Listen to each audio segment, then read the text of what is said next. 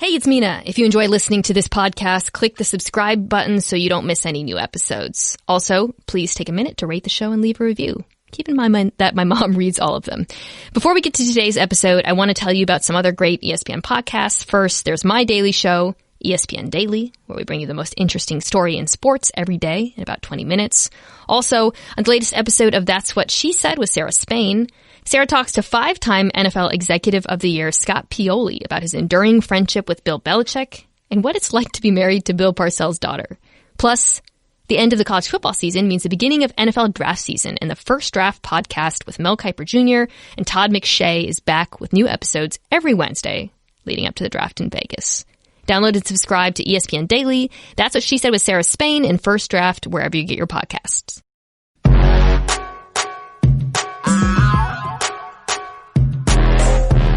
Hello. Welcome back to the Mina Show featuring Lenny. The only NFL podcast where one of the hosts is quietly relieved that the Seahawks are eliminated because it means the other host is going to be a lot less moody and yell a lot less. Wow. That would be Lenny. Joined today by my fellow depressed Seahawks fan. We're not going to talk Seahawks, I promise. I'm over it. You're over it? Okay, that's Chris Sprow, folks. He wasn't mentioned in the read, but he's one of the other hosts of First Draft Podcast. We're going to talk about the NFC Championship today. Then later in the show, he's co-host Mel Kiper Jr. You might have heard of him. Also, whose team lost, by the way. He's going to come on to talk about the AFC Championship, which I kind of think is going to be a better game. I don't know. We'll see what Chris has to say about that. We're going to talk about Niners, Packers, and all of the things that go into that. But is there anything you'd like to get off your chest first about our loss? Our loss, collective to all 12s out there. I mean, it was a tough loss. I mean, really, it was week 17 combined with that, which is just see this halted brilliance by Russell Wilson. And there's a part of you that goes, well, that's okay. They need to make some obvious fixes. They have some things to shore up on the defensive side of the ball, on the O-line, as usual. And Russ will be back next year. And then there's another part of you that goes, as we're seeing with Aaron Rodgers this year at age 36, where it's like, if you have a brilliant quarterback performing at the peak of his awesome powers, you don't want to waste those seasons. So, to have Russell Wilson playing like he was, kind of in all facets, stealing yards with his legs, not taking hits in a kind of genius-like way that Watson and Jackson and Mahomes all need to watch, and to see it come short. It's a bummer. That's it. That's the end of the Seahawks talk. Well, we're going to talk about the Packers and I guess vis-a-vis the Seahawks, but I feel the same way. After the Super Bowl, at some point, I'm going to do kind of post-mortems on a bunch of the teams in Seattle and Baltimore. All those teams will fall into that. But credit where credit's due.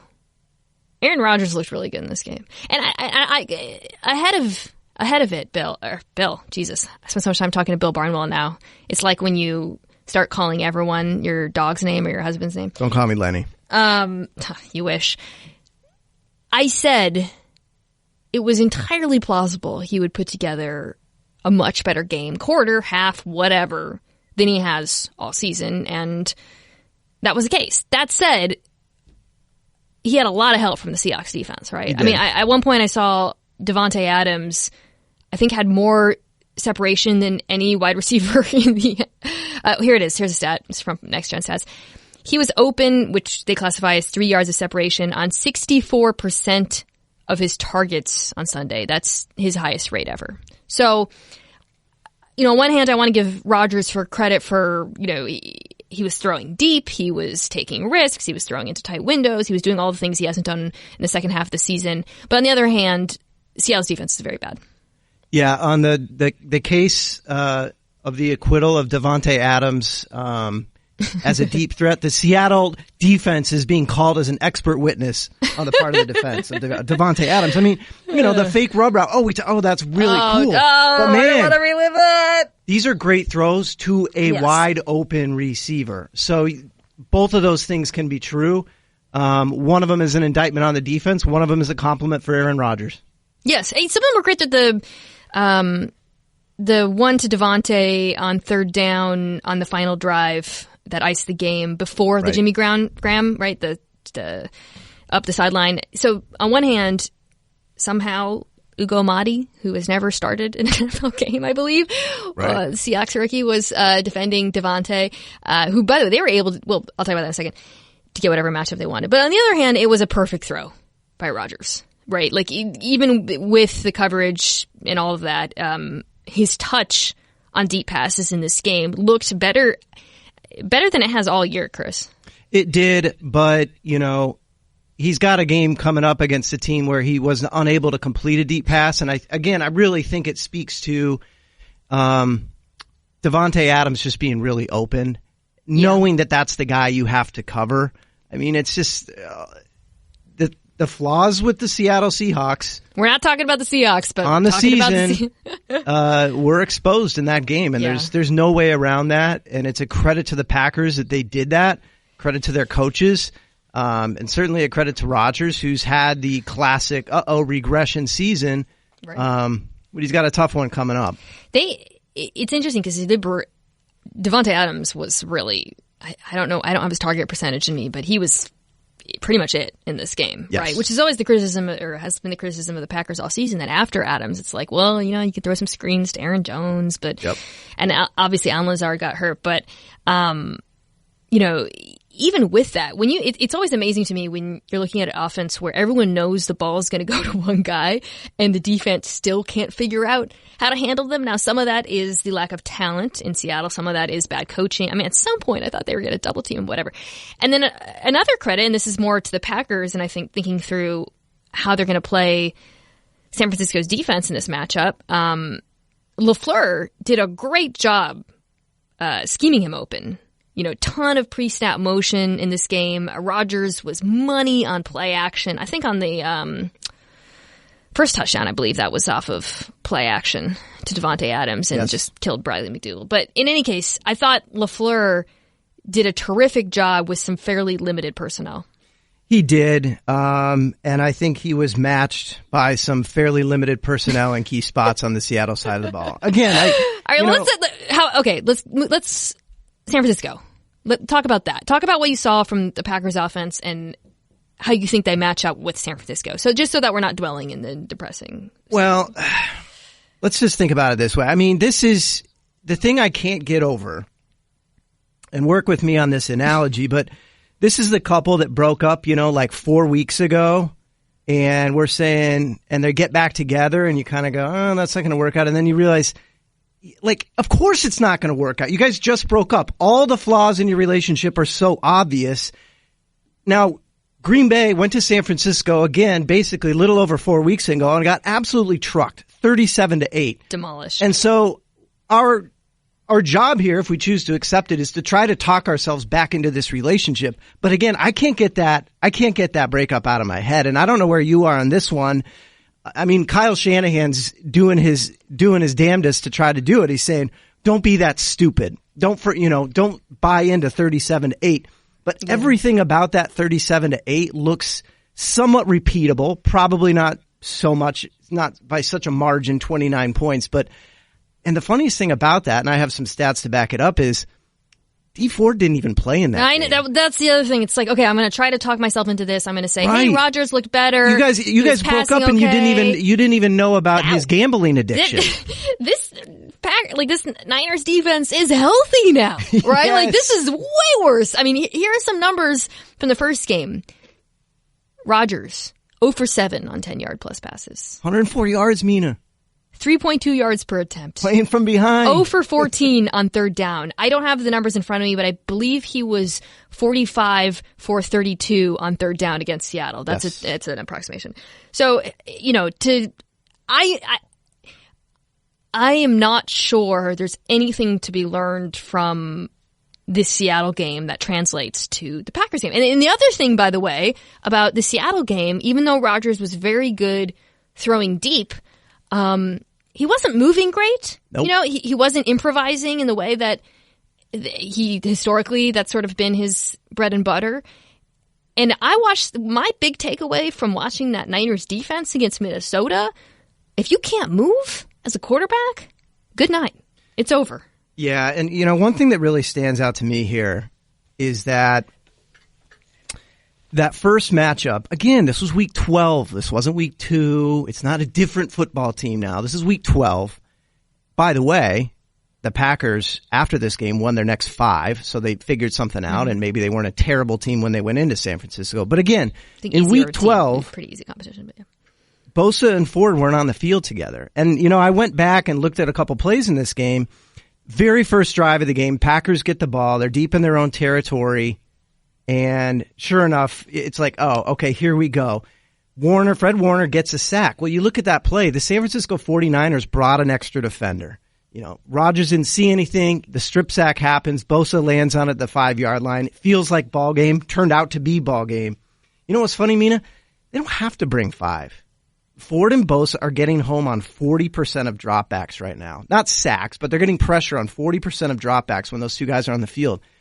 This reminds me a little bit of what the Titans did. When you and I were talking on the side about the Titans and the Ravens. You're like, oh man, I wonder what Dean Pease did. And it was like, no, he kind of simplified, and Rashard Evans was awesome. Well, we can't get away from the fact that sometimes when you have really good football players, you don't have to get exotic in the playoffs. And you watched Pete Carroll for a long time, so you know that. Yeah, Sorry, I had to get back there. No, I mean back. Let's relive the glory days back when the simplistic defense. You get to watch Richard Sherman on Sunday. That's cool. But yes, it's very simple, guys. Football's a numbers game, and if you can get pressure without sacrificing numbers, you're probably going to win on defense. And you certainly saw that in the Minnesota game because the Niners defense, let's see, they had I wrote this down somewhere. Hold on. Okay, so Kirk Cousins was pressured 46% of the time, which is bonkers. Yikes. He faced a 4-man rush 83% of the time. Like, they didn't have to get weird. That's just Johnny's and Joe's. Because Bosa and Ford were obliterating him. As far as the Niners defense goes, and boy, did they look good. God, Drake Greenlaw was amazing in this game. I wrote his name like 300 times. He was just flying out there. Really, the only mistake they made was leaving Akella Witherspoon out there for too long. Right. And then I certainly don't think they're going to make that mistake again. Other than that, once they got Emmanuel Moseley, who's excellent in there, I don't have a single criticism. I really don't. So I don't. And it is because of the health. I don't know what to say. During that stretch in the back half of the season when the Niners defense fell off, it was very clearly because of schedule and health, and their health was fixed. Yeah. So I don't know. I think, Mahomes, if we get to that point and they win this game, it's going to be a different equation because he can move around. And I do believe you can beat them. They only struggled this season with mobile quarterbacks and Matt Ryan, which was hilarious. But, other than that, though, I just don't know how you beat them. Well, it's interesting, too, because the Seattle game at Green Bay mimicked a little bit the Seattle game against the 49ers where Russ just started stealing. Yeah. And again, bringing it back to Aaron Rodgers. Russell steal against a tired 4-man rush with an occasional blitzer and occasional spy in fourth quarters in games when they're on the chase.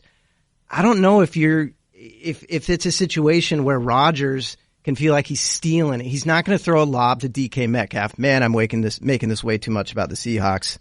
But again, it is the comp. These teams have all played each other recently. Yeah. So you use that team as a prism. But I'm going to give you something else I don't really like about this Green Bay matchup. We've been talking about how Green Bay is going to score points. I don't like that Green Bay low-key is not good at stopping the run. Let's talk about that. When the San Francisco 49ers, they want to just run the ball. They want to take pressure. Keeping Bosa and Ford fresh. These are tropes, but that's actually a little bit real as you get to week 18 and week 19 here. We saw a Texans defense that was being chased and they were absolutely exhausted and it wrecked them. Mahomes went into cheetah mode and they just got tired. And I really think that that's a risk for this Green Bay defense as well, because if Kyle Shanahan is on schedule, again, it's a trope, but it's real. It's winning offense. If Kyle Shanahan is on schedule, yikes! Like Deebo Samuel has come into play here a little bit more. San Fran just has low-key more weapons than you think, because you see Mostert pop off a run and you're like, who's that guy? And you're like, oh, he looks good. And they have that throughout the offense right now. Yeah. I feel like you and I need to have like a Goodwill Hunting, it's not your fault style moment about it's not your fault. Seahawks, but we'll do it another time. Pick the wrench. Well, I praise the Niners defense a lot, and I basically said they have no flaws at this point, which is a bit of an overstatement. But so I'm gonna say something negative now to balance that and to make Packers fans feel better about this game. Jimmy Garoppolo was not good in the last game. Very early on, I texted someone, he wants to get picked. Like, you just kind of felt, and Niners fans got mad at me, I think it was last week, for saying every couple games or so, Garoppolo just can't, stops reading underneath defenders, and it happened. And ultimately, got him. Didn't matter. I mean, he got baited there. Yeah, totally. And something we've seen him do, frankly, all season. And that part of the field, by the way, is so important to Kyle Shanahan's offense off of play action. Like, if you can actually take that part of the field away from him or use it to your advantage against Garoppolo, you can really punish them. And then after that, Garoppolo threw it twice. I think the rest, Kyle Shanahan just took the football out of his hands, and it's a credit to their run game that it doesn't matter. Yeah. But sometimes box scores lie and sometimes they don't. But this game was 14-10 at halftime. It wasn't 21-3, and it ended up with 47 carries. Garoppolo threw the ball 19 times. This is Bill Parcells' Giants stuff here, and it worked, and it didn't feel that close in the fourth quarter. My concern is also that the Packers defense is not as good as the Vikings defense, which it's not. Oh boy! I mean, early in the game, Danielle Hunter worked Mike McGlinchey a couple times. And I was thinking, well, okay, we can make a good game here, because I love this Vikings defensive line. And then as the game went on, I mean, the Niners offensive line, which I thought had the disadvantage in this matchup, really came together, right? Like, they've got a backup at center in Ben Garland. I pointed that as a potential issue because the Vikings in particular are so good at moving their pass rushers inside and exploiting matchups, but he held his own. Mike McGlinchey figured it out. I mean, if you can run the ball that effectively and the defense knows you're running it, your offensive line is probably pretty good. Now, some of it, obviously, it's Shanahan, so it's scheme and deception and all that, but I thought they were really impressive. Now, Green Bay comes to town, and what do you think is the strength of their defense, other than Zadarius Smith? It's the pass rush, and that's kind of, again, why I keep going back to, I don't know if these teams are that much different than that 37-8 game, because it's that pass rush. Yeah. And Kyle Shanahan, they do some really smart stuff. This isn't just straight up outside zone run. They'll run at you in all kinds of different ways. They'll access their play action game in all kinds of different ways. And again, Jimmy Garoppolo, he can throw that pass that can get him into trouble, but if they're able to access a lot of these 2nd and 4s and things like that, I just think it opens Kyle's game up enough. And frankly, Jimmy Garoppolo had his playoff game. Maybe it's a cliche, but he might have settled down a little bit. We'll see if he's a little bit more confident coming into this one. I just keep going back to San Francisco and where you're like, oh man, what's going to bite them? They have the number 7 offense by DVOA. Their drive stats, they're almost identical to Kansas City. Yikes. They have the number 2 defense by DVOA. Their special teams isn't great, but it's not a train wreck. There isn't that fatal flaw that sticks out that where you're like, this team's just going to get bit. I think you pointed to it. I think it's probably if they're able to get under Garoppolo's skin. But again, if the 49ers are able to run the ball in this game, yikes. So knowing that, right? And by the way, they ran it, at some point, it was very obvious to Minnesota what the game plan was. Yeah. The Niners ran by design on 69% of their plays on Saturday, which is not only nice, but historic. That's the highest rate in 10 years in a playoff game. If you're the Packers, I mean, I just don't know if they have the personnel at linebacker in particular to match up with that, frankly. Well, it's not just that. It's that when you run, what was our friend Bill Barnwell has written about this, kind of an appreciation for Gronk. When New England was using Gronk, they had like a great slot receiver who, oh, by the way, on running plays was blowing away a defensive end or just destroying a linebacker 2 and 3 yards downfield. By the way, George Kittle's doing that right now. So we talk about, they have a backup in its center. Yeah, but when you're running wide and George Kittle is just driving Danielle Hunter or Kendricks or somebody, like if he's driving him 3 and 4 yards down the field, you're stealing there. And then when you fake out of that and, oh, by the way, dump it off to George Kittle who dominated the previous matchup. You talk about your concerns about the Green Bay linebackers. Well, look what George Kittle did to him the first time. So, I mean, the fact that we've gotten this far, wow, we really like this advantage for San Fran. And we haven't mentioned George Kittle's name yet, an all-pro. Yikes. Yeah, I know. Honestly, Mina, it's like the challenge here, it's high school debate. Talk me into Green Bay's path. I'm thinking through it. I mean, and with Kittle, you hit on it, which is, generally, honestly, with the Niners is that they've got like 3 or 4 guys on offense who can play 3 or 4 positions at the same time. Right. And you never know what they're going to do. Super multiple. And that would be Kittle, a Debo, right, who honestly could be a running back or tight end as well. And the fullback, Juszczyk. I'm always a little bit uncomfortable right before I say his name. But yeah, and also with the running backs too, like this was a Tevin Coleman game. Brady wasn't great. Like every other game, a different Niners running back ends up being the good one. But I think probably, not to look ahead, but your best bet is, well, it's interesting though, because in this season, like, do you think the Niners are more vulnerable in a grinded out game against a good defensive opponent, which I guess at this point, like Tennessee, or a shootout? I think a little bit in terms of a shootout, in the sense that Kyle Shanahan doesn't want a situation where he feels unbalanced, where he feels like, we've seen all the data, the new analytics that basically say play action works whether you run or not. But it doesn't mean in terms of his psyche, in terms of his play calling, like he wants to be able to keep that in the bag. And we see the ratios there.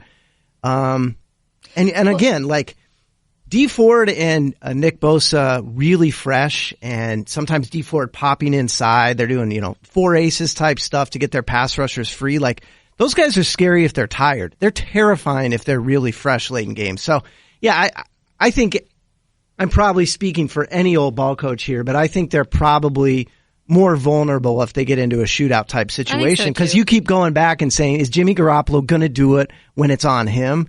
And that's the question. Right. And with the play action, I just think Shanahan really likes optionality on every single play, right? And there's been games, by the way, where Jimmy Garoppolo has been phenomenal on third down. My point, whenever I criticize him, it's never to say, oh, Jimmy Garoppolo could lose this for them. I just mean there's been games, right? It's not every game where he is inconsistent, especially, again, in that intermediate area of the field. So it's just a thing that can happen in any game with the San Francisco team. And I actually don't think, too, it's really dependent on script. Like, even when they're winning sometimes, he's just been inconsistent. As far as Bosa and that pass rush, I think, again, the reason why I feel mobile quarterbacks are, I wouldn't call them their weakness, but your best hope against them is he still over pursues sometimes. Mm-hmm. I think sometimes their defensive line plays super aggressively. Now, the development of Greenlaw, who I mentioned earlier, and the return of Quan Alexander helps with that a great deal.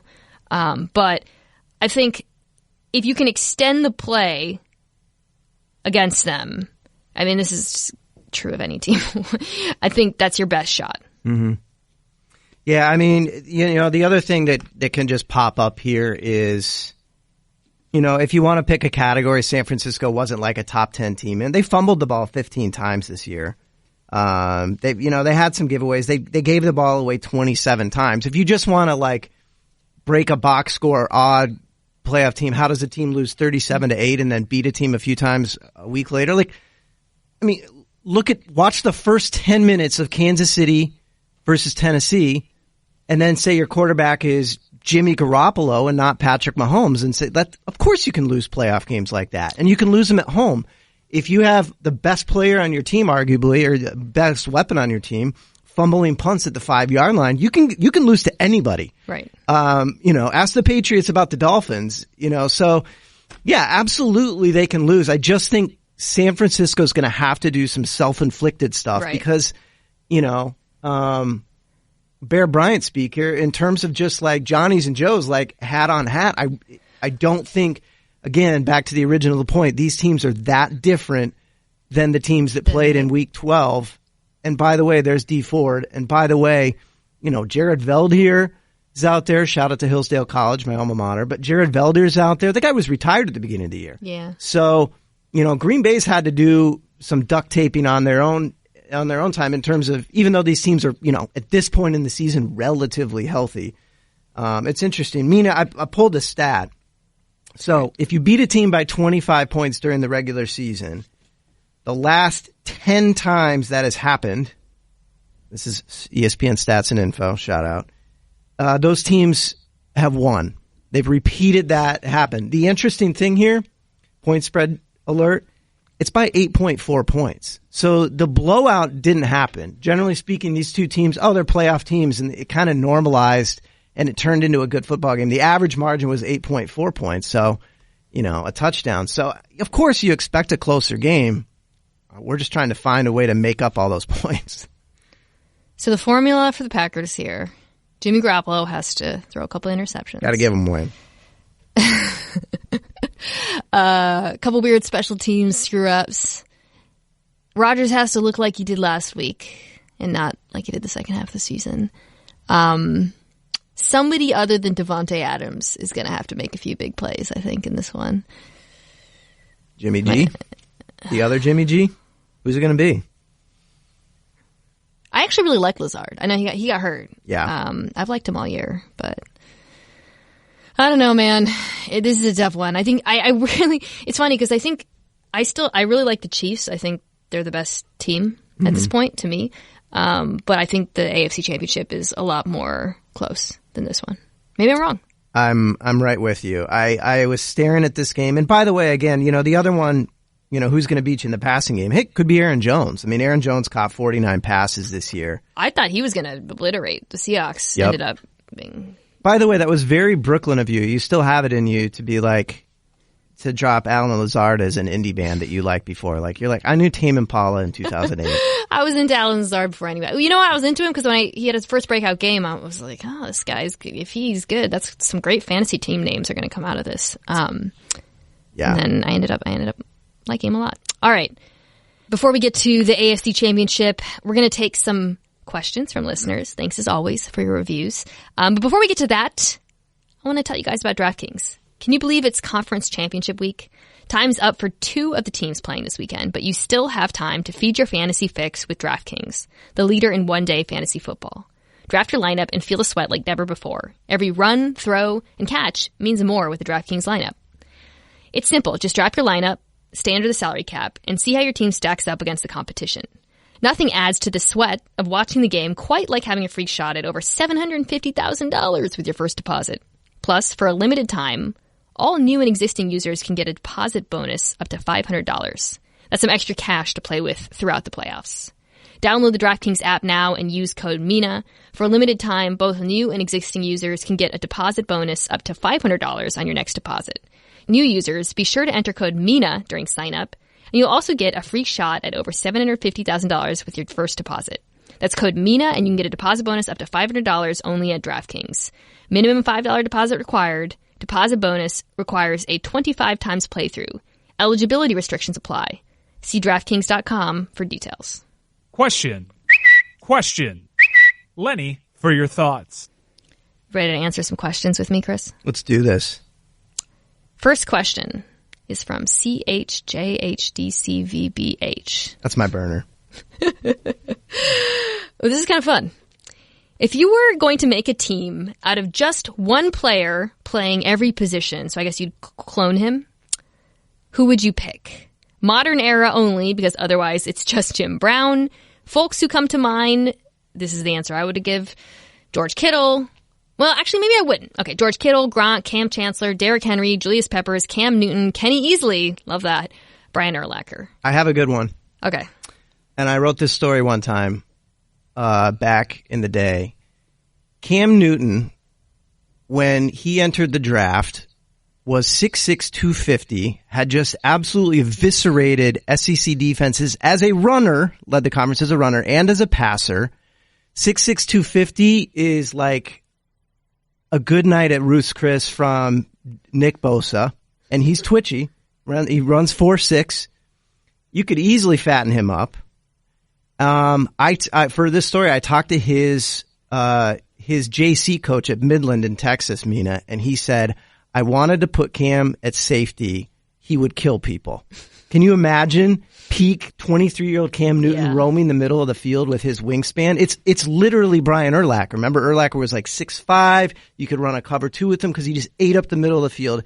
For me, this era, it's like peak Cam Newton because I can talk myself into him at like a lot of positions right now. And I even checked the hand size for a tight end.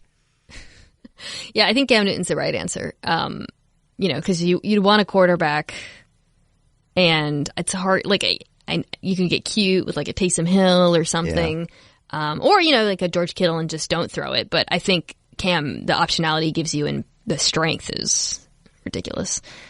Soccer player 4738833 asks, on the open market, how much money would you give a running back who is guaranteed exactly 1 yard per carry, meaning you could always convert every third or fourth down in one? Ooh. I mean, the Patriots did it for 10 years with Tom Brady, and he was taking under market value. Let me put it this way. Would you spend a draft pick on a guy who's guaranteed a yard? This is so fun.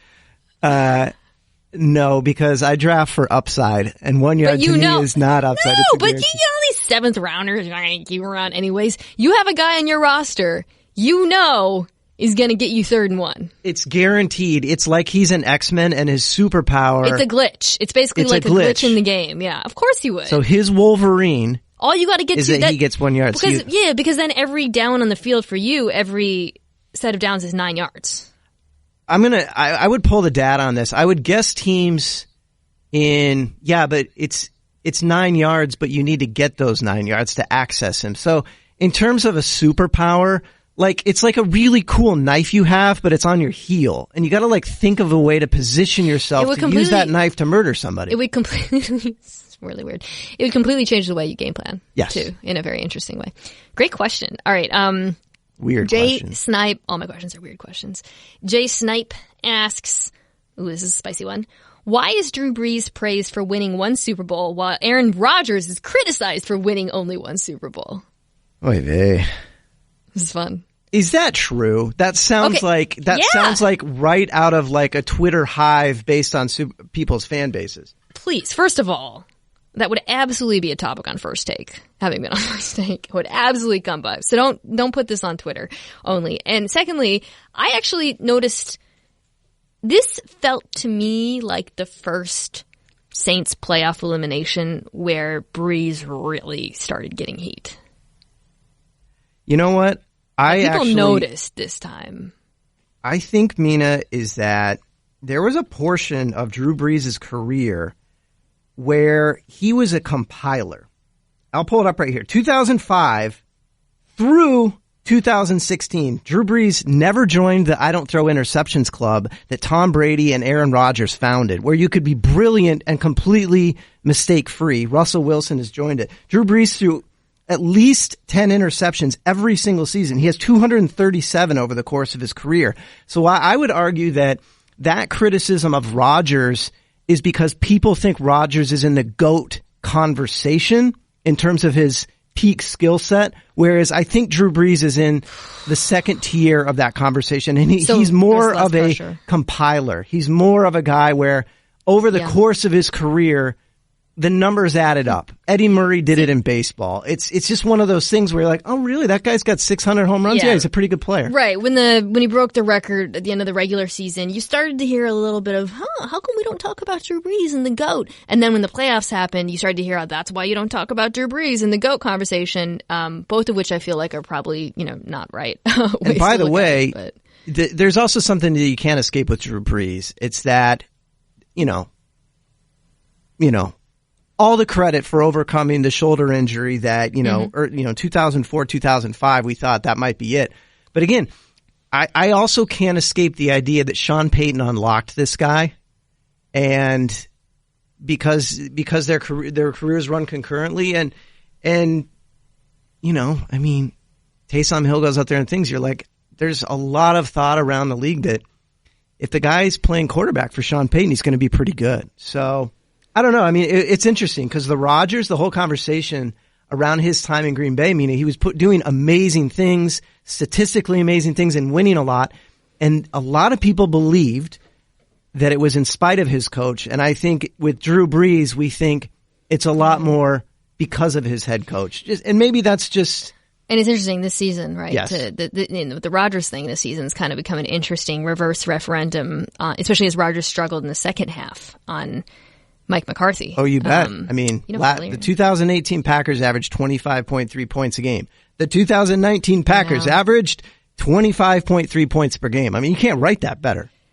Last question, and this is a good one for you because you host a draft podcast that I encourage everyone to subscribe to. It's not about the draft, though. It sort of is. Pigpen91 wants to know if we think the Raiders will hold on to Derek Carr upon their move or shop around and draft a quarterback. So this to me is fascinating because if you had asked me this halfway through the season, I would have said Derek Carr's the guy, no question. Right. But he really tailed off towards the end of the season, and he tailed off in a way that kind of confirmed all of the criticism of him, the risk aversion. I think some of the, I don't want to say mental, really risk aversion kind of captures all of it, quite frankly. In a way that makes me feel like it might be uninspiring if they stick with him. So I would not, personally, I'll answer first. I think they're going to bring in some competition. I don't think they're going to drop Carr, but I do think they're going to consider someone else. Yeah, I'm right with you. Just to put the situation in context, Derek Carr, he's had a season where I believe he was second in MVP voting, Mina. So he's shown some high peaks. The question is like when he's not, when he's not there, you just don't know what you have. I actually, thinking back to what Gruden has done in his career, I actually think it's highly possible that they keep Carr, even though he's only a $5 million dead cap hit if they let him go, and they also bring in like legit competition, either through the draft or in a free agency period where there's just a lot of names out there. If you think a name like Andy Dalton is crazy, like why? We're talking about Ryan Tannehill in MVP discussions right now. People like, and one thing I'll say about this is people don't remember this. I barely do, but if you think back to Gruden's career, he had an incredible breakthrough in Oakland when he brings back Rich Gannon, who's in he's like 34 and 35, and he takes him to an MVP season. Gannon was 37, and he takes him to an MVP season. Okay, that brings me, I've been thinking other than a draft, are there any potential free agents out there that Gruden, in particular, given his proclivities, might be interested in? Would he go for a Phil Rivers, perhaps? I'll just say this. I know for a fact, I'm not betraying anything here. Gruden loved Marcus Mariota during that draft. He loved his preparation. I remember talking to John, during the pre-draft process he was like, I had him down for QB camp, and the guy he took 25 pages of notes. So, and that would be a great guy to bring in. It's not going to cost them a lot. Right. If John's thinking at all about, what, I'd like to see what I could do with one of these guys that can move a little bit, that can steal some yards. I'd like to put in some more of these RPO concepts. I'd like to, just do some of the stuff that's a shot. He could call up a Mariota and see what he has. The interesting thing about John is that he actually prepared, and I'm sure this has been out there, but he kind of like prepared for the NFL draft when he was doing it as a broadcaster, kind of like he was like, I wanted to be able to know if I could draft some of these guys. And the quarterback stuff was real. It was on TV and you'd cut it down to 30 minutes, but it was real. It was 7 and 8 hours over a couple days where he really like chewed the bread with these guys and got into it.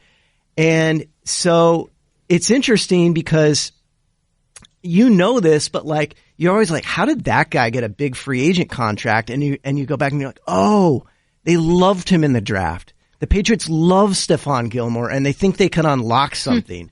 And it'll just be interesting. Mariota's one that pops up to me just because I know Gruden really liked him. But again, I don't know, but I know they're not going to have to go 4 years and $80 million to get Marcus Mariota on the roster. All right. Thanks, Chris. We're going to have Mel on next. See ya. I'm going to drive to a daycare center.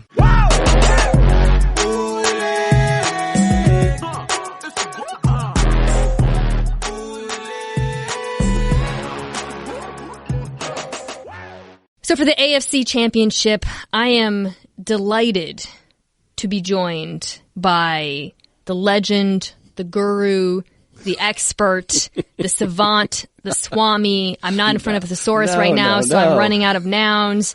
The idiot? Mel Kiper Jr. Did some call me? Along with Chris, co-hosts First Draft, which is a podcast you actually start listening to now to get ready for the draft. Mel is also a sad Baltimore Ravens fan. So he got a close-up look at the Tennessee Titans. And I want to talk to you really about the Titans defense first. And then we can talk about how they match up with the Chiefs offense, because that's truly going to be a thrilling matchup. I was blown away by the Titans defense in this game. I mean, we're talking a defense, Mel, that, by most metrics, including Football Outsiders DVOA stat, was average at best during the regular season. I've praised their front seven, Jarrell Casey. I like their linebackers, one of whom, Jan Brown, didn't even play in this game. And this is where I want to start with you. I did not see them dominating a very good Ravens offensive line to that extent. No, I think they were solid against the run. They had been, but I think in this game, remember, Mark Ingram was iffy, and he had the calf injury, and you saw how that affected him. You saw Mark Andrews not 100% with a high ankle sprain. That impacted him on that first ball that could have been caught, in fact, was intercepted. That changed the whole complexion of the game early. So I think the injury issue on offense really impacted the Ravens. Obviously, Ingram was so key to what they did with Lamar running the football, and Andrews so critical. It's the number one go-to option. So you limit what they're getting out of those two, it hurts that offense. And then to see 59 attempts. Lamar was attempting 17 to 25 passes in most games, Mina. He was at 59 there. He was at 34 in a loss to Cleveland, 43 in a loss to Kansas City early in the year. I think it got away from Greg Roman. I think the game got away from him. And I think the pass attempts, you're not going to win throwing the ball 59 times if you're the Baltimore Ravens. That didn't happen. And they had plenty of opportunities to get back in this game numerous times and just could not make a play at critical moments. I would have kicked the field goal at 14-6 to get your team mentally in charge, get that fan base, put pressure on Tennessee, knowing that a touchdown now and they're losing. You don't need a touchdown and 2 to tie it. But analytics kind of wins out with the Ravens, and that's what they go by. That's what they kind of lived with, and I think that's what they died with a little bit in this game. If you've been 8 for 8 all season on fourth down, it's, I think, understandable. I didn't love the call both times, really, running inside, but I think you're really right to point out that sort of got away from their identity as a team. And I don't know how much of that was, game script versus coaching decision making necessarily. But I think one thing I noticed again on the rewatch was, so during the game, Mel, in my preview about the Titans, I said, I love this front seven. The secondary is not good. After this game, I was like, when did the Titans secondary turn into the Legion of Boom? Like, when did Adoree Jackson become the best cover corner in football? And then when I rewatched it, I realized, yes, they were very good, but they were also in extremely advantageous situations, playing a ton of man on 3rd and long, which, as you know, the Ravens just weren't in that position during the regular season. And what really struck me about it was not Lamar Jackson missing a ton of throws. He wasn't perfect in this game, but I felt this game really exposed the Ravens wide receivers because they could not separate at all.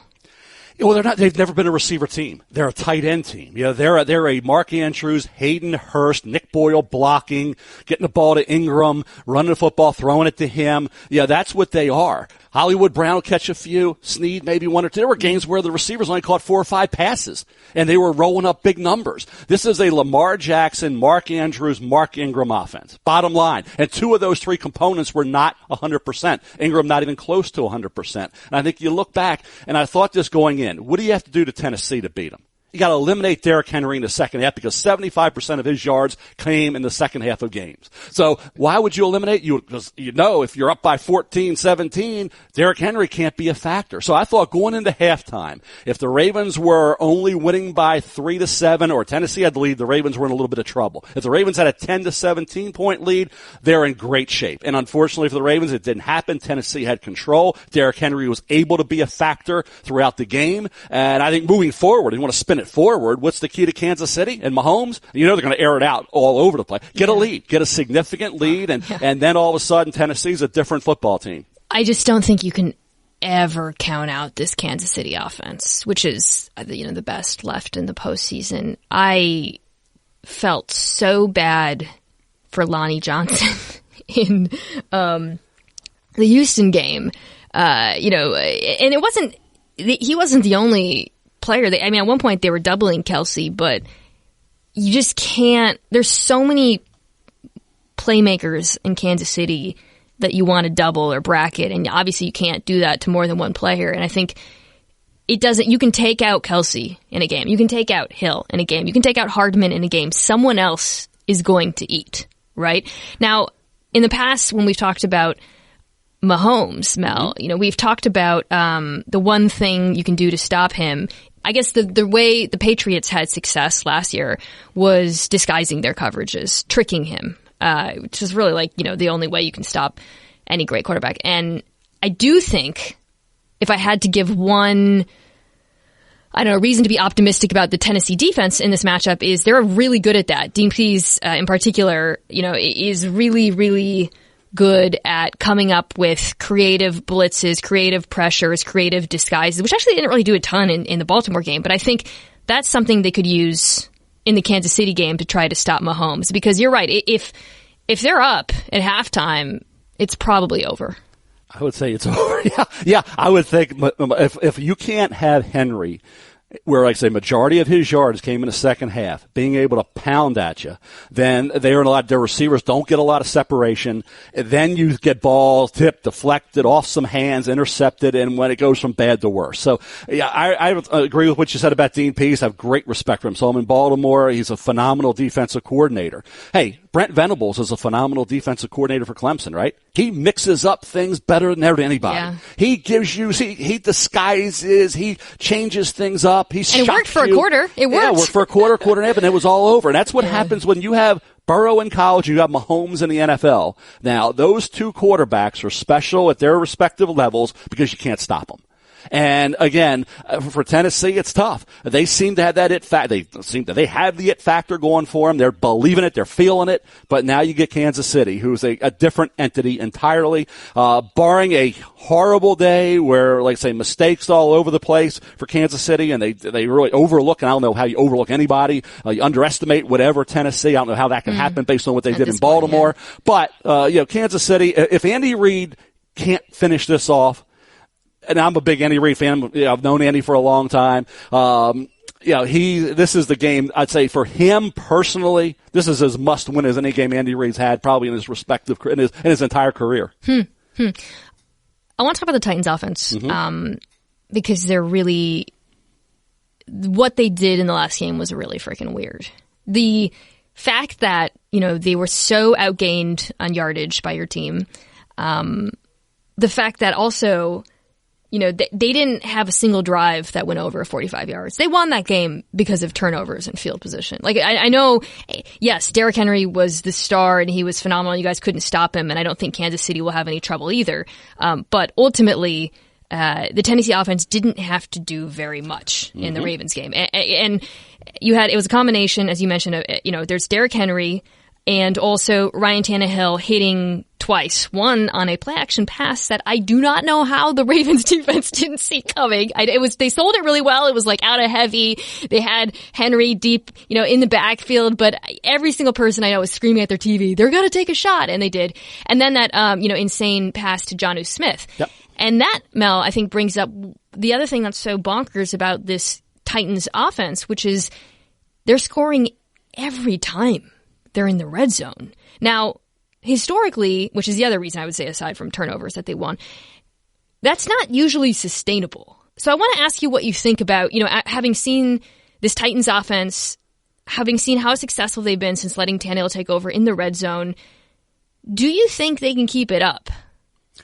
I'm not going to say they can't. I mean, what they did in this game was, I think, reflective of great coaching and situational football, seeing that we got a third down, throw it up in the end zone, and they did, and Smith made a great catch. It was a phenomenal catch. And then after you get the fourth down stop, as you said, what happens? Sudden change, you get out there, you stop them, your defense is let down, and you go for the jugular. You say, I'm going to air it out deep, and Humphrey got beat, and there you go. Touchdown, boom. So again, every time they had to make one key play, they did. The 3rd and 12, touchdown pass. Great catch. Coming out after the 4th down stop, boom, touchdown pass. The Ravens, 4th and 1, stuffed.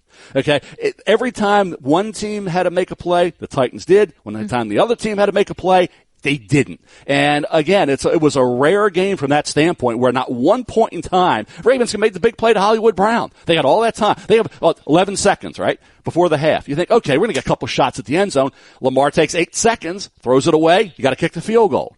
Quick pass would have gotten you 1 or 2. Instead, killed 8 seconds. The field goal, come out in the second half. You think you can tie the game or get back in it. You're stuffed on 4th down again. And you don't kick the field goal to make it 14-9. So again, I mean, it was if I said to you, how many carries did the Ravens running backs have in that game?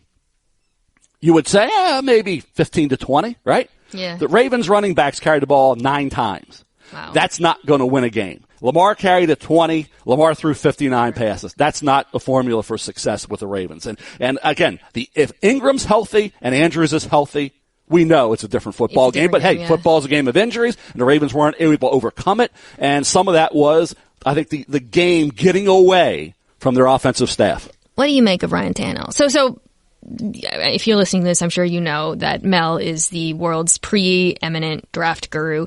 And I imagine you've been watching him for a very long time. Mm-hmm.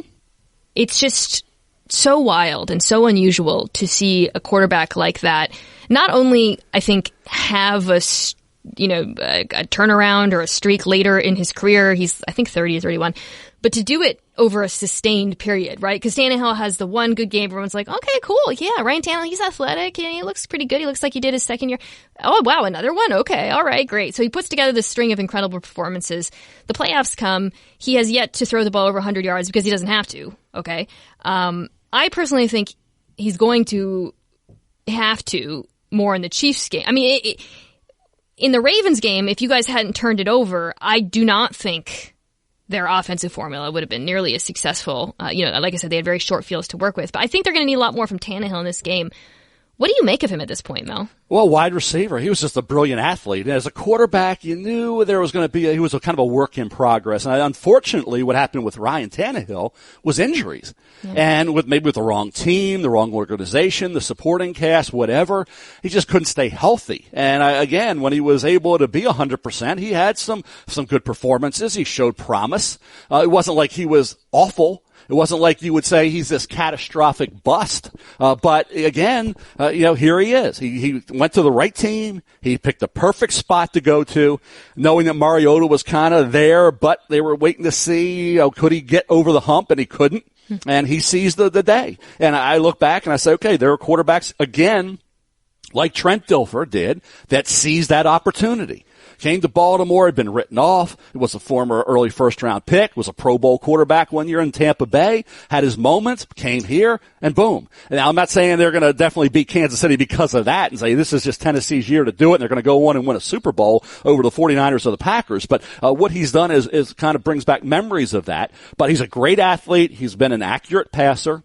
He's given his receivers a chance. He's thrown into tight windows because going into this game, you didn't see the receivers of Tennessee get a lot of separation. They get yards after the catch, but not a lot of separation initially and down the field. So I give him a lot of credit. But again, when he came in, he had nothing to lose. He was coming in for a struggling quarterback. He gave him a lift, and he's out there playing with house money. He really is. Yeah. He's playing with house money, and he's saying, hey, let it roll. Team is, really. Exactly. They are. And I think Tannehill is front and center to that attitude and that approach. And how when you're free and easy, you saw Rabel hooping up on the sidelines before the game, laughing, hugging, congratulating for he said, hey, I'm not ready to congratulate and be congratulated for what I've accomplished. We're moving on. And you can almost sense he felt like they were moving on. They're feeling it from a coaching staff to a player. All the players on that roster, they are feeling it. That energy is unbelievable. That'll take you a long way. And all I can say for Kansas City, and Andy Reid knows this, you better bring your A game because this Tennessee team, to say they're dangerous now is the master of the obvious, but what they've accomplished, that's why the NFL, that's why you play the games. That's what Boomer always said. That's why they play the games. And who would have predicted this, back in midseason? Who would have predicted this going into the playoffs? And to see where the Tennessee is right now, give them a lot of credit for what they accomplished. Part of the reason I'm optimistic about their red zone success, even though, like I was saying earlier, it's really hard to sustain what they have. Bill Barnwell, the great Bill Barnwell, came on ESPN Daily and talked about how, during the regular season, during Tannehill's stretch, they were the second place red zone team, I think it was the Bucs, was closer to the 16th place team than they were to the Titans. That's how good they've been. Now, part of the reason why I think they can perhaps sustain this in this game and going forward is it's really yes, Derrick Henry is great. They have a lot of athletes, I think, who give you big mismatches, and Jonnu Smith and A.J. Brown. But really the receivers, A.J. Brown has not yet been a factor in the postseason, right? And I think he's remarkable. So it almost feels like there's some upside in the passing game. I watched the Chiefs' pass defense last weekend with a lot of interest because the Chiefs' defense was the weakness. That's what got them out of the playoffs last year. And over the course of this regular season, they improved a lot as the year went on, especially the pass defense. Both the pass rush, Frank Clark, who was sick and injured and kind of a non-factor early in the season, really came on later. And then the secondary itself, under new defensive coordinator Steve Spagnuolo, just looked a lot better. The different scheme, talked about that last week. Then they lost the rookie Juan Thornhill, who did you like him a lot coming out of? Okay. Yeah, like Juan. Juan had done everything. He played corner, safety right here with the Cavaliers. He's very good for today's NFL with his versatility, but they're fifth best defense in opponent passer rating. So you're right. I mean, they did under Spagnuolo get the job done in that area. So they lost him in the finale. I was very deeply concerned by that. And I thought Armani Watts was going to replace him, but I think it was Kendall Fuller came out at the start. I watched the whole game, just kind of watching how they handled Will Fuller. And they looked fine. Tavarius Ward, who's one of the corners, screwed up a few times early on. I think the big Kenny Stills catch was on him. But it felt like as the game went on, the Chiefs secondary looked more like they did during the regular season. I mean, Tyrann Mathieu, definitely one of the best defensive players in football. I think this Chiefs defense, Mel, is probably the best they've had in a few years. Yeah, and I think Chris Jones, remember, he was hurt for the Houston game. And he didn't freaked me out. No sacks, didn't play in that first Houston game. Of course, a little banged up coming in. But you think about Mathieu and Clark getting after it. I think when you look at this defense, yes, it's improved. We look at that. The one thing you can do, as I say, is run on Kansas City. So again, can Tennessee, and one thing Tennessee, which you haven't talked about, is protecting Tannehill. That's been an issue. And I give Ryan a lot of credit. He's looked down that gun barrel, as y'all's always said. Look down that gun barrel and made throws and take hit after hit. He's had to do that. That offensive line. He holds on to it, Mel. He holds on to the ball way too long. Well, he does, but that offensive line has had some struggles along the way. And if you get them in the second half where they're down by 14-20, good luck. I want to talk about the Titans really quickly to wrap this up because I do think they deserve credit not only, I think, for the incredible defensive game plan, Henry, the execution along the lines, but just how this team was built. You analyzed the draft very closely. I mean, I was just watching this game. I mentioned Adoree Jackson, Rashaan Evans, Jeffrey Simmons, who fell to them because of an injury and also because of the incident where he hit a woman in college. There was a couple of reasons why they got him at 19 or something, and they sort of redshirted him. But also just draft picks from previous years: Kevin Byard, Jayan Brown, Landry, Jonnu Smith. I mean, this is a homegrown team that John Robinson, the GM, made, well, I think a couple really incredible offseason moves in trading for Ryan Tannehill and signing Roger Saffold at left guard. And just all of those decisions, to me, Mel, really showed during this game. Yeah, and I think to go back to what happens to this team if they don't have Tannehill. What if they have to ride Mariota the whole year? Where are they at, Mina? Not in the playoffs. So when you talk MVP, if I'm talking MVP, a true MVP of the league, and I don't like giving awards before the season's over. Why are we giving them regular season awards? You judge players on how they do in the biggest games, not the regular season. The biggest games where all the pressure is on you. Who is the ultimate winner? Not consolation prizes. I don't get into all that. Who actually won the big ones? And you give the awards at the end of the season. If you're going to separate a couple players, let's see who goes the furthest and does the best in the big spots. Ryan Tannehill is as much of an MVP as anybody in this league. Because without him, we can talk about all these other things. These other pieces were nothing until he took over. This was a vanilla team that didn't really have an identity. They got to be Henry, but there's Mariota, the former second pick overall. He's there. And then Tannehill came in. Whether it was energy, whether it was more accurate pass, whatever it was, they caught lightning in a bottle with Tannehill, and he made it happen. Because without him, they're a mediocre at best football team, just going through, finishing out the year. Nobody's even caring about the Tennessee Titans. They're not even on anybody's radar. So all these other pieces kind of materialized because of number 17. I agree with you, and that's why when people say, wow, Derrick Henry is, again, he's phenomenal, but look at his numbers before. You gotta have a quarterback. Sorry. All right, well, we could keep talking about that for a while. Let's just wrap it up here. Who you got? I think it's going to be Kansas City. I cannot, any way, figure a reason for Andy Reid and Kansas City not to be in the Super Bowl this year. I just think Mahomes is going to outscore you. Tennessee will try to keep doing what that formula suggests they need to do. And Tannehill, I don't think he's going to have a horrible game. But I think when you're extended, you're not throwing 14 passes like he did against the Ravens, and now it's more in your hands.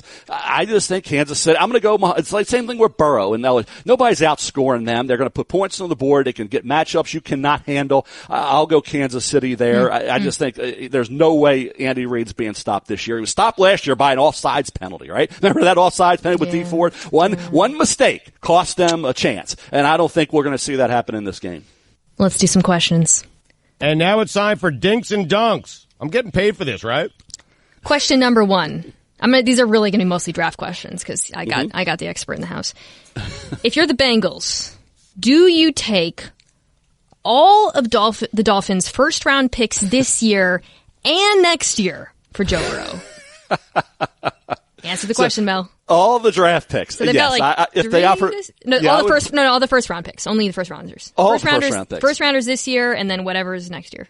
Okay, yeah. I think you would not argue with that. I don't think that's going to happen because Miami has a chance at 5 to get Tua or Herbert. So you're not going to give up. Keep in mind, one thing about Joe Burrow. Woof. Everybody is not sold on Joe Burrow. That's crazy. I was on the TV yesterday. Mike Tannenbaum, former GM, said, he doesn't like Burrow from the fact that he's, only a 1-year guy. What? Can he hold up for 16 games with that frame? There's debate about that. He had a 5th to 7th round grade going into the year. So again, there's going to be skeptics and doubters. Okay. Tim Hasselbeck, others. There's going to be skeptics and doubters out there that wonder, and they were saying Trevor Lawrence is so much better than Joe Burrow. Did Trevor Lawrence look so much better than Joe Burrow last night? Jesus. So again, that's why you get all these different opinions, and everybody has it, and we respect all of them, Mina. But to say that there's a consensus that Joe Burrow is elite of the elite and deserves to be the number 1 pick, it's not there. Do I think he should be, and he will be? Yes, I do. So if I'm Cincinnati, you take Joe Burrow, and you roll with Joe Burrow for 15 years. The question was, what about the trade? Do you say yes or no? You say no. You say no. No, I don't think, first of all, I don't think they're going to offer it. I know. Miami can, first of all, Miami's not giving up all those picks for Joe Burrow. That's not happening. We're just living in a hypothetical world. Yeah, well, that's not happening. So, not when you can get Tua at 5 or Herbert at 5, and you have so many other areas of need where you put Joe Burrow. Think about this, Mina. Give up all those picks for Burrow, and Burrow's getting killed in Miami. Yeah, that's a good point. That's a good point, right? Because they need to rebuild that line. They got so many needs. Yep. Question number 2. So we know it's probably going to be Burrow at 1, Chase Young at 2. Who does Detroit take with 3? Well, Jeff Okudah would be a nice starting point. They have so many needs. So. They do. They could go Isaiah Simmons, the linebacker from Clemson, who was all over the field in that first quarter for the Clemson Tigers. Did a great job all year, sacking the quarterback, intercepting passes, second in tackles, led him in tackles for loss. I mean, he's just perfect with that length and that ability to turn and run. He kind of flips those hips like a corner in coverage. I think he's intriguing. Okudah, a corner. When you think about Stephon Gilmore in New England, you think about Tre'Davious White in Buffalo. Okudah will be expected to be one of the top 2-3 corners in the NFL. He'll tackle as well. We saw it with A.J. Terrell last night for Clemson, not tackling, but you saw Okudah consistently throw his body around. Complete corner. That's why he's rated as high as he is. Question number 3. So obviously there's Burrow. There's Tua. Who's another quarterback you like that people aren't really talking about? Well, I don't think they're talking about Justin Herbert a lot. Jacob Eason's probably the one that would be down a little bit further out of Washington, who's a big, strong-arm kid, but he will run a little hot and cold. Decision-making at times is a little questionable, but somebody's going to take him in the first round. I think you can mark that down. Somebody will take him in the first round. Get even weirder for us, though. Like, who's one who who the average Joe hasn't heard, maybe. Well, I mean, not somebody's going to go high, just someone you like. Well, I don't really like some of those guys to say they're going to be that good. It's not somebody I can say I can really like that much. I mean, Jordan Love, Utah State's a second-round pick who lost a lot of his key supporting cast and didn't have the year expected. Anthony Gordon at Washington State. Do you think he's going to be like Minshew or is going to be like Falk and the guys that came out of that program? That's a Chris Sprow scouting report. Chris scouts Washington State players more than anybody. So, I rely on Sprow for the Washington State Cougar type of guys. Steven Montez at Colorado. If you're looking at a kid for talent, from a talent standpoint, Steven Montez has ability. And he's the kind of guy you get in the 5th, 6th, 7th round that you can bring in. You know he's got the size, the arm, the mobility. If he can just become more consistent, if all the guys I mentioned, I would probably say Montez. That's a good one. I like that one. That's a spicy one. Question 4. I know you eat pumpkin pie every day for breakfast. Yes. How has it affected your health? Well, you say, how much sugar, right? My wife, Kim, says it's too much sugar. Well, guess what? I don't eat the crust. You know that, Mina. I don't know if you knew that. I did not know that. Okay, wait. So you're just eating pumpkin pie filling. And fat-free whipped cream with it. That's so weird. Okay, it's weird. That's hey, you'll love this, Mina. We go to this restaurant, right? And the waitress who knows us, I always say, give me, the meatloaf and the mash and gravy over everything. And then give me a little side of French fries with no salt. And she looks at me, are you crazy? You want no salt on the fries? You're getting all this gravy. What do you think's in this gravy? What do you think that gravy's loaded with? But that's me, because I'm a contradiction, right? I'm a big contradiction. But, the pumpkin pie, that's where all the hydrogenated oils are, is in the crust. Okay, just remember that from a health standpoint. Okay. All the hydrogenated oils are in that crust. Yes, there's sugar in that pumpkin, okay, the part of the pie we all love. But, hey, that's the only sugar I get all day. I don't put sugar in coffee. Don't put sugar in anything else. I don't drink sweet tea. Okay, I drink regular iced tea. So I need sugar some way, Mina, and I get it through my pumpkin pie. That is fascinating. And sometimes more than one piece a day, by the way. How long have you been doing this? I would say 25 years. Oh, my God. Mm-hmm. What a fascinating... Every day. Like, even though this is Monday through... Well, I went through a stretch where the store we used to go to up in our old home didn't have pumpkin pie for whatever reason from May until September. Whew. And that was not easy. You were serious. That with the tasty cakes. Wow. But you don't know what a tasty cake is. I know what a tasty cake is. Do you? That's worse. It's a Philadelphia company. Yes, it is. That's health, why. Yeah, exactly. That's why I'm better off with pumpkin pie, right? But tasty cake. Wow. If you want the best cupcake in America, it's a tasty cake. I'm still processing this. Okay, last question, as always, is from Lenny. Uh-oh. This is tough, you say, right? I don't write the questions. I just deliver. Mm-hmm. Big fan of First Draft. He says, helps him get caught up on his draft coverage. He doesn't watch as much college football as NFL, being the host of this podcast. But he does want to know how it feels to be playing for second place to a podcast co-hosted by a dog. It's brutal. I'm happy being number 2 to Lenny.